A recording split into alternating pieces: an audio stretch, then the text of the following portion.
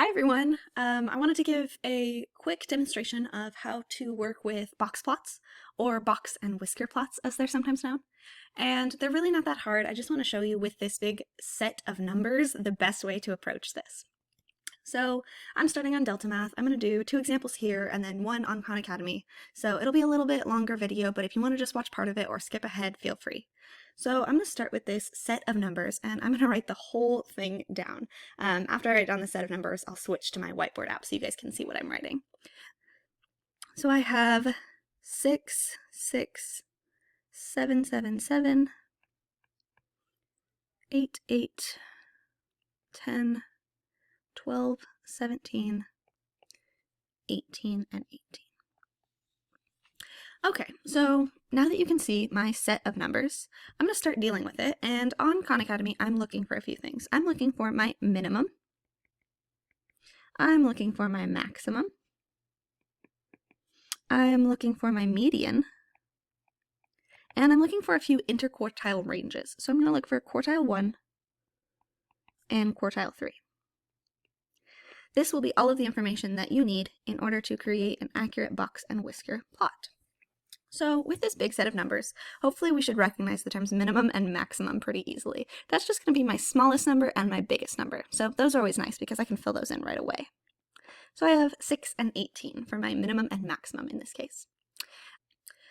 After that, I want to actually divide this set into 2 groups. And in order to do that, I need to count off these numbers. So in order to count them off, I want to count in kind of a strange way because I want to make sure that I'm counting in even numbers. I want to make sure that I'm not accidentally counting more on one side than the other. So I recommend when you do this, you count the same way. So I'm going to mark them with just a little slash mark above these numbers so I can deal with them later. So I'm going to count 1, 1, 2, 2, 3, 3, 4, 4, 5, 5, 6, and 6. Now, the reason I do that is because I need to make sure I can find out exactly where this set gets divided in 2. And when I do that, I'm going to create 2 boxes around those pieces of information. Now, we're looking for our median, and it doesn't look like there's a number directly in the middle because there's 2 different numbers in the middle. The middle falls in between those. So to find our median, you'll find the average of those numbers. In this case, it'll be easy because they're the same number, but in general, what you'll do is you'll add them together and then divide by 2. So in this case, nothing changes. It just is our answer, 8. And now for our quartile ranges, we're going to take those boxes that we've divided and we're going to count them off the same way. I'm actually going to cross them off at this point because I won't need these numbers anymore after that. So I'm going to count them off 1, 1, 2, 2, 3, 3. And so the middle is right there in between those. So I'm going to deal with these 2 7s and I'll take the average of those. Again, this will be an easy version because the average of 7 and 7 is just 7. So that's going to be my quartile 1 range. And then I'm going to count off on the other side. 1, 1, 2, 2, 3, and 3. So these 3s will be my middle ranges. And this, if you had more numbers, you keep going until you find the same numbers. The next example I'm doing will be odds, so don't stress about what to do if that's the case. I'll show you one of those examples. So in this case, we need to do an actual average, which will be 12 plus 17 divided by 2, which is 29 divided by 2, which will be 14.5. Yay, so now I have all of my values. So let's switch back to Delta Math and let's type those in. So my minimum was 6, my quartile 1 was 7, median was 8, quartile 3 was 14.5, and my maximum was 18. Now we're going to have this box and whisker plot and we just need to drag these lines to match these numbers. So my first one was 6, so I'm just going to drag it all the way over to be 6. Quartile 1 was 7 right there. Median was 8, so I want to make sure this middle line is on 8. Quartile 3 was 14.5, so I'm going to have to be very careful to make sure that line lands in between 14 and 15. And then the last one will be 18. And we should be able to submit our answer. And it tells us we're correct. Excellent. Let's try another example. So this example is going to be an odd number set. And that's important because it'll change how we deal with these just a tiny bit. So let me write these numbers down and then I'll show you my whiteboard so you can see what I'm doing. 1, 2, 2, 4, 8, 9, 10, 16, and 16. All right, so now that you can see my screen again, I am going to do the exact same thing I did before. We are looking for our minimum, Q1, median, Q3, and maximum.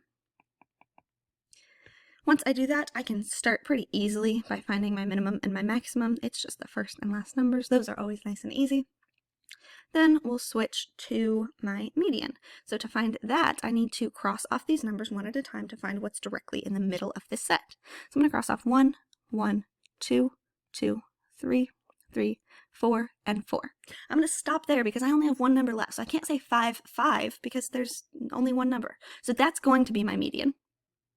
And what happens there when I create my new boxes is I don't include that number.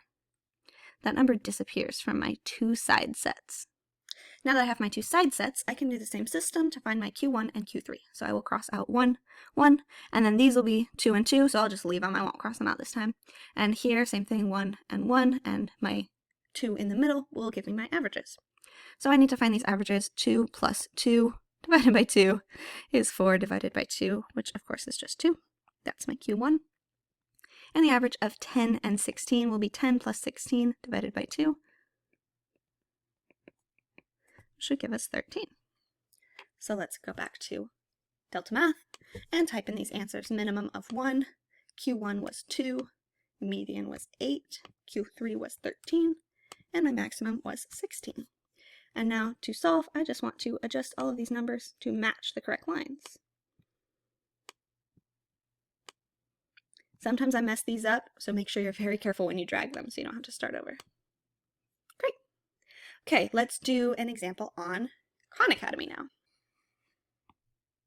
Okay, so now we're on Khan Academy, and instead of creating a box plot using a set of numbers, we're given the box plot itself, and we just have to figure out what goes where. I'm going to solve some more information than you need in this particular case, but they do get easy because they're usually just asking for one thing. So I'm going to write down my minimum, my Q1, median, Q3, and maximum.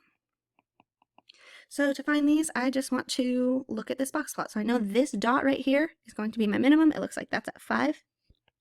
And this dot right here will be my maximum. That looks like it's in between 9 and 10, so it's going to be 9.5. Let's switch colors. Now I want to find my median. That's that line in the middle of the diagram, which lands at 6.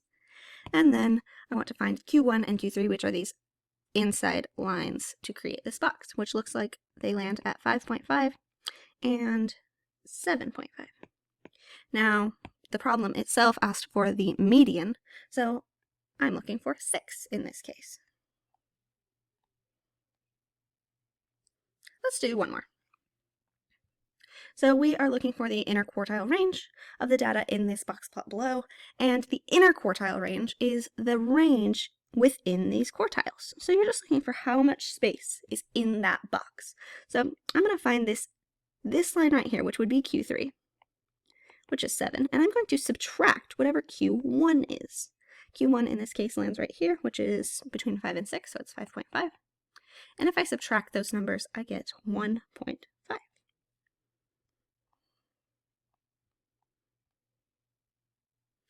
Perfect.